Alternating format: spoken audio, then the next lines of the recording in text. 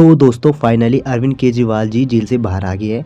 परंतु आपको जानकर हैरानी होगी कि उन्हें बाहर लाया गया है। ठीक है दोस्तों, यह पूरी स्ट्रैटेजी है बीजेपी की। अब देखो दोस्तों, बीजेपी ने अरविंद केजरीवाल पर 2 केस किए थे। एक तो ईडी ने किया था, जो कि इतना स्ट्रॉन्ग केस था दोस्तों, और इस केस में इतने सबूत थे कि यहाँ तक कि लोअर कोर्ट से लेकर हाई कोर्ट ने कह दिया था कि अरविंद केजरीवाल को इस केस में बेल मिलना मुश्किल है।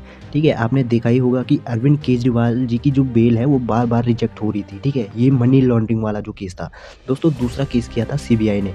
सीबीआई के द्वारा जो केस किया गया वो काफ़ी वीक केस था और इसमें सबूत भी नहीं थे। ठीक है दोस्तों।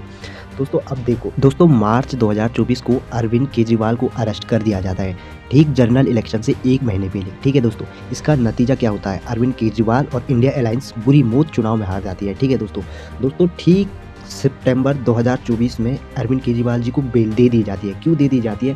क्योंकि उसके ठीक 1 महीने बाद हरियाणा इलेक्शन था। ठीक है दोस्तों, और बीजेपी अच्छी तरह जानती थी कि अगर अरविंद केजरीवाल जी हरियाणा इलेक्शन में इन्वॉल्व होंगे तो वो जीत जाएंगे, यानी कि बीजेपी जीत जाएगी। कहीं ना कहीं कांग्रेस के वोट काटेगी आम आदमी पार्टी। हुआ भी ठीक ऐसे ही, इसका डायरेक्ट फायदा हुआ बीजेपी को। ठीक है दोस्तों, तो दोस्तों यही से कांग्रेस को मास्टर प्लान समझ में आता है। कांग्रेस सोचती है कि पंजाब में भी करप्शन का मुद्दा उठाया जाए और केजरीवाल की पार्टी को हटाया जाए।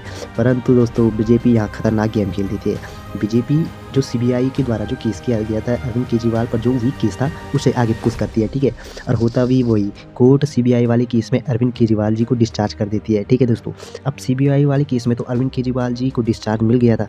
परंतु दोस्तों जो ईडी वाला केस था ना, वो काफ़ी स्ट्रॉन्ग था। परंतु 2022 में कोर्ट ने एक आदेश दिया था कि 2 पीएमएलए के केस चलेंगे, 1 पीएमएलए का केस नहीं चल सकता है। इसलिए जो ईडी वाला केस था ना, वो भी, उसमें भी अरविंद केजरीवाल जी को ऑटोमेटिक डिस्चार्ज कर दिया जाता है। ठीक है दोस्तों, तो दोस्तों अब अरविंद केजरीवाल जी जो है पंजाब इलेक्शन में उतरेंगे और कांग्रेस को हराएंगे। ठीक है दोस्तों, अब आप लोग सोच रहे होंगे कि इससे बीजेपी को क्या फ़ायदा हो रहा है। तो दोस्तों देखो, सबसे बड़ा फ़ायदा बीजेपी को हो रहा है, क्योंकि देखो दोस्तों, राज्यसभा में कोई भी अमेंडमेंट पास कराने के लिए बीजेपी के पास 162 सीटों की मेजॉरिटी का होना बहुत ज़रूरी है।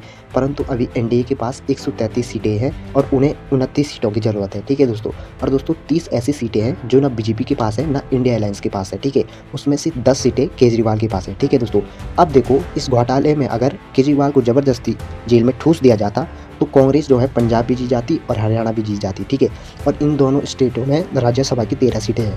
13 में से कम कांग्रेस 10 सीटें तो जीती जाती, और ये जो समीकरण है वो पूरा समीकरण बिगड़ जाता, और कहीं ना कहीं राज्यसभा के अंदर कांग्रेस जो है वीटो पावर में आ जाती। ठीक है दोस्तों, अब मोदी जी को अगर कोई भी प्रस्ताव पारित करना होता तो उन्हें राहुल गांधी के सामने झुकना ही झुकना पड़ता है। ठीक है दोस्तों, अगर आपको यह वीडियो अच्छी लगी तो लाइक कीजिए।